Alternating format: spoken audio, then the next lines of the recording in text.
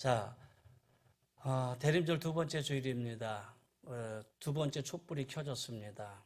두 번째 촛불인데 대림절 기간 4개의 촛불이 있지요. 첫 번째 촛불은 지난주에 소망이라고 했습니다.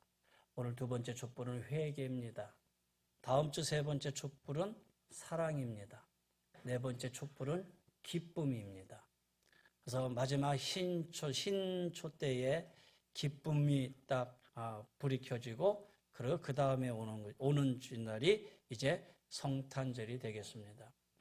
자, 오늘 두 번째 우리 회개입니다. 대림절 기간을 통해서 두 번째 회개입니다. 여러분 2000년 전에 예수님이 이 땅에 오셨을 때 아기 예수로 오셨습니다. 그분이 오셔서 십자가에 달려 죽으시고 그리고 우리는 그분의 십자가의 공로에 의해서 믿음을 통해서 우리가 구원을 받는, 그래서 2000년 전에 이 땅에 오신 예수님은 우리의 구원자로 오셨습니다. 우리가 예수님을 믿으러 구원받는 그런 은혜를 우리에게 주셨습니다. 그러나 지금의 이 땅에 다시 오실 예수님, 그분이 이 땅에 오셔서 고난받으시고 십자가에 죽으시고 부활하시고 승천하셨어요. 그리고 다시 온다 약속하셨어요. 그래서 이제 다시 오실 그분은 재림의 주로 오실 터인데, 다시 오실 그분 재림으로 오실 때에는 2000년 전 마국간의 아기 예수로 오시는 게 아니라 바로 구름 타고 그리고 이 땅의 천사들과 더불어서 재림의 주, 심판의 주로 이 땅에 오신다라고 말씀하고 계세요. 예수님 이 땅에 다시 오셔요. 재림의 주로 오실 때 심판의 주로 오셔요. 만왕의 왕으로 오셔요. 그분이 이 땅에 오셔서 마지막 우리를 하여금 영생과 영멸로 나누어지는 심판의 주로 오신다라는 거예요. 자, 그런 의미에서 오늘 두 번째 회개, 오늘 세례 요한은 이렇게 얘기합니다. 광야에 외치는 자가 있어 소리가 있어 이르되 너희는 주의 길을 준비하라. 그의 오실 길을 곧게 하라 그랬어요. 그러면 왜 세례 요한이 주의 길을 곧게 하라 했었을까? 이 곧게 한다라는 말은 이사야 43장에 나오는 주의 길을 곧게 하고 그 다음에 도든 길을 깎고 그 다음에 평탄케 하고 하는 그런 내용들이 나오는데, 그 말은 무슨 얘기냐면은 왕들이 마차를 타고 막 갈 때 길이 울퉁불퉁하면 안 되잖아요. 그러니까는 왕의 행차하는 길에 돌들을 다 이렇게 골라내요. 그리고 혹이나 조금 이렇게 튀어나온 데 있으면 그것을 깎아내서 평탄하게 만들어요. 그래서 마차가 이렇게 크게 울림이 없도록 왕이 잘 지나갈 수 있도록 길을 닦는 거예요. 오늘 그 말씀을 그대로 인용을 해서 세례 요한은 주의 길을 곧게 하라 이렇게 얘기하고 있어요. 그 말은 주님이 이 땅에 오시는데, 이 땅에 오시는데 우리 성도들은 어떤 마음으로 주님을 영접해야 되느냐? 여러분, 회개한 마음, 성결하고 거룩한 마음으로 주님을 영접해야 된다는 거예요. 우리의 심령에 회개가 있어야 돼요. 오늘 세례자들이 세례 받았잖아요. 세례의 시작은 바로 나는 죄인입니다라는 고백으로부터 시작되는 거예요. 그리고 그 고백 속에 내가 용서받았습니다라는 고백 속에서 세례가 시작이 되는 거예요. 오늘 세례 요한도 내가 너희에게 물로 세례를 주는 거 너희를 하여금 회개케 하려 합니다라고 말씀하고 계시에요. 여러분, 우리는 철저히 회개의 심령을 가지셔야 돼요. 할렐루야. 후에 바로 너희가 회개할 때 성령을 너에게 선물로 주신다라는 말씀도 주셨어요. 회개한 심령 속에 성령이 우리 안에 임하셔서 우리의 심령을 조명하시고 인도하시고 이끌어 주시는 거예요. 근데 여러분, 여기서 우리가 한 가지 짚고 넘어갈 게 있어요. 뭐냐면 후회라는 말하고 회개라는 말하고 같은 말이냐? 틀린 말이죠. 후회라는 거하고 회개라는 거하고는 달라요. 근데 일반적으로 우리는 후회하잖아요. 여러분, 2022년 12월인데 11개월 살아오셨죠? 후회할 일 많잖아요. 내가 그럴 때 좀 더 잘할 걸, 내가 그때는 이렇게 할 걸, 저렇게 할 걸 하고 후회를 하죠. 학생들은 내가 공부를 더 열심히 할 걸 하고 얘기를 해요. 그런데 내가 이렇게 후회하면서 끝나면은 아무런 의미가 없지요. 그런데 우리 인간들은 이 후회 속에서 내가 이렇게 할 걸, 더 열심히 할 걸, 내가 이렇게 새롭게 할 걸라고 후회할 수 있다는 것은 그 후회를 통해서 새로운 결과를 내가 얻을 수 있다라고 하는 이성적인 생각을 할 수 있는 동물이 바로 우리 인간이라는 거예요. 그래서 이런 이성적인 생각 속에서 내가 이렇게 했을 때는 결과도 이렇게 됐을 텐데 라는 그런 아쉬움이 있으니까 우리가 후회를 하지요. 그런데 아무리 후회를 한들 후회로 끝나면 의미가 없어요. 오늘 우리가 예배 시간에 참여를 했어요. 참여하고 회개를 했는데 끝나고 나가서 똑같은 삶 속에서 이어지고 있다면 그 회개와 참여는 아무런 의미가 없죠. 그건 회개가 아니라는 거예요. 후회라는 것은 후회하고 끝나서 그게 회개냐? 아니라는 얘기죠. 근데 사람들은 후회하고 나서 내가 그것이 회개했다고 착각하는 거예요. 그거는 후회일 뿐이에요. 후회는 누가 잘했느냐? 가룟 유다가 잘했죠. 예수님을 팔았어요. 예수님을 팔 때까지 마음의 양심의 가책도 없었어요. 근데 예수님이 고난당하는 걸 보니까 그때서야 이거 내가 잘못했구나. 그리고 은 30냥을 가지고 와가지고 예수님 돌려주세요 그랬는데 그땐 때가 늦었잖아요.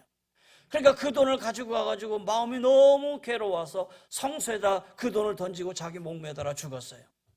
그의 후회의 결과는 뭐예요? 스스로 목숨을 끊는 자결이었죠. 그건 후회함으로 끝난 거예요. 그러나 베드로 보세요. 베드로는 다른 사람은 다 주를 버릴지언정 나는 주님을 따르겠습니다. 호언장담을 했어요. 그런데 예수님 말씀하시죠. 오늘 밤 닭 울기 전에 네가 나를 3번 부인하리라.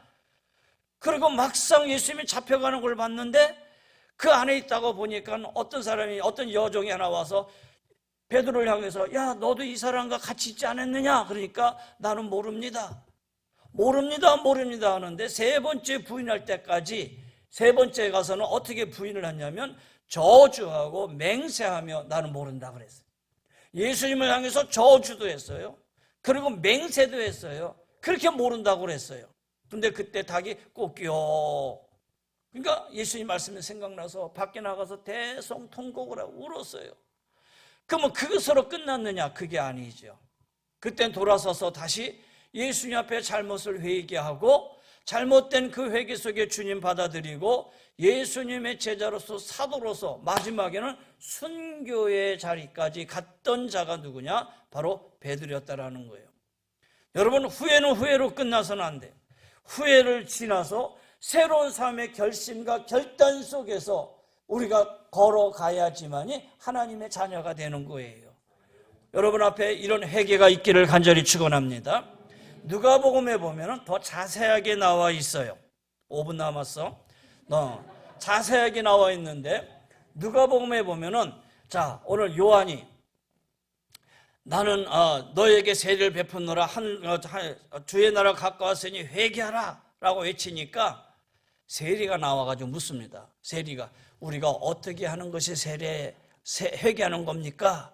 그랬더니 세례요한이 뭐라고 말하냐면 정한 세금 이외에는 받지 말라 이렇게 얘기를 해요.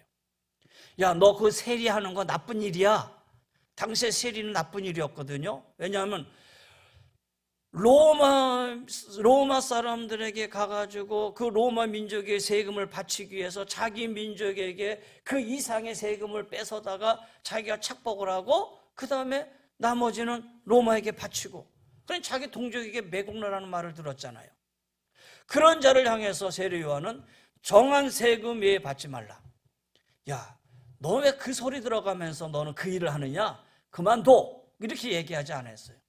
그 말은 무슨 얘기냐면 네가 그 일은 하긴 하되 정직하게 하라라는 거예요. 정직하게. 정한 세금 외에는 받지 말고 정직하게 하라. 또 군인이 나와서 물어요. 우리는 어떻게 하는 게 회개합니까? 당시 군인은 로마 군인을 얘기하는 게 아니라 이 세리들이 세금을 잘 징수할 수 있도록 옆에서 도와주는 일로 징집된 유대인 군인들이에요. 이 군인들도 자기 동족들에게 비난받았어요. 세례요한이 뭐라고 했냐면 너는 유대민족 같은 백성들에게 강탈하지 말라라는 거예요. 폭력을 휘두르지 말라. 그리고 있는 것 족한 줄 알고 그 족한 줄 알고 있는 거 가지고 족하게 생활하라. 그렇게 얘기를 해요. 야, 그 짓 왜 하느냐? 하지 말라. 그게 아니라 강탈하지 말라라는 거예요. 폭력을 행하지 말라. 그리고 주어진 작업이 있다면 그걸로 족하게 살아라. 여러분, 회개라는 것은 말씀드린 대로 잘못을 깨닫고 뉘우치고 돌아서서 용서하신 하나님 품으로 돌아가서 하나님의 백성답게 살아가는 것. 내가 어디에 있든지 간에 내가 있는 그 자리에서 하나님의 자녀답게 사는 것, 그것이 바로 회개다라는 거예요. 사랑하는 성도 여러분, 오늘날 믿음의 자녀들이 하나님의 자녀답게 살기를 바랍니다. 하나님의 자녀답게, 누가 뭐래도 장로답게, 권사답게, 집사님답게, 더 나아가서 바로 우리 그리스도 하나님을 믿는 귀한 학생답게 그렇게 사는 것이 우리가 회개의 삶이고 회개하며 살아가는 신앙의 삶이다라는 거예요. 세상 안에 섞여 살면서 정말 저가 그리스도인인지 비그리스도인지 알지도 못해. 교회 가서는 성도라고 하는데 세상에서는 똑같이 다른 사람 하는 거와 똑같이 살아. 여러분, 그것이 어떻게 회개의 삶입니까? 그건 회개의 삶이 아니죠. 아마 돌아서서는 내가 왜 그랬지라고 후회할지도 모르겠어요. 그러나 후회는 후회로 끝나서는 안 돼요. 돌아서서 내 삶의 새로운 결단 속에 살아야지만이 그게 회개하는 삶이다라는 것이죠. 사랑하는 성도 여러분, 후회에 머물지 말고 회개하며 사시기를 바랍니다. 성결의 삶, 깨끗한 삶, 거룩의 삶으로 살아갈 수 있는 참다운 성결 교인들이 다 되시기를 바랍니다. 후회에 머물지 말고 주님 앞에 나와 회개함으로써 주님의 영접을 받고 우리 마음에 주님을 모시고 사는 우리의 삶 속에 천국을 이루며 살아갈 수 있는 귀한 복된 우리 귀한 성도들이 되시기를 주의 이름으로 간절히 권면하며 축원합니다. 오늘 이 땅에 다시 오실 심판의 주, 만왕의 왕, 이 땅에 다시 오실 예수 그리스도 재림의 주를 우리가 대림하면서 나는 회개하는 삶을 살겠다 결단하시기를 바랍니다. 후회를 넘어서서 하나님의 자녀답게, 그리스도인답게, 믿음의 자녀답게 우리의 삶 속에서 정직하고 바르고 성결하고 거룩하게 살겠다고 우리가 다짐하는 것, 회개하는 삶입니다. 이런 회개의 삶이 여러분에게 늘 함께하기를 주의 이름으로 간절히 권면하며 축원합니다. 하나님 말씀으로 마지막 설교를 대신합니다. 시편 51편입니다. 하나님이여, 내 속에 정한 영을 창조하시고 내 안에 정직한 영을 새롭게 하소서. 나를 주 앞에서 쫓아내지 마시고 주의 성신을 내게서 거두지 마소서. 주의 구원의 즐거움을 내게 회복시켜 주시고 자원하는 심령을 주사 나를 붙드소서. 아멘. 우리 모두 회개하며 살아가는 귀한 성도님들 되시기를 주의 이름으로 간절히 권면하며 축원합니다. 기도합니다. 이제는 우리 주 예수 그리스도의 은혜와 우리 하나님의 그 무한하신 사랑하심과 성령의 감화감동 면류인도 충만하여 주심이 회개하라 하나님 나라가 가까웠느니라. 하나님, 우리가 회개하며 이 땅에 하나님 자녀답게 살기를 원하는 우리 사랑하는 귀한 성도님들 위해 또 오늘 세례받고 입회한 사랑하는 귀한 성도님들, 저희들의 가정 위에 삶의 터전 위에 우리 모두 위에 이 나라의 민족 위에 주의 은혜가 영원히 항상 함께하여 주시기를 간절히 축원하옵나이다. 아멘.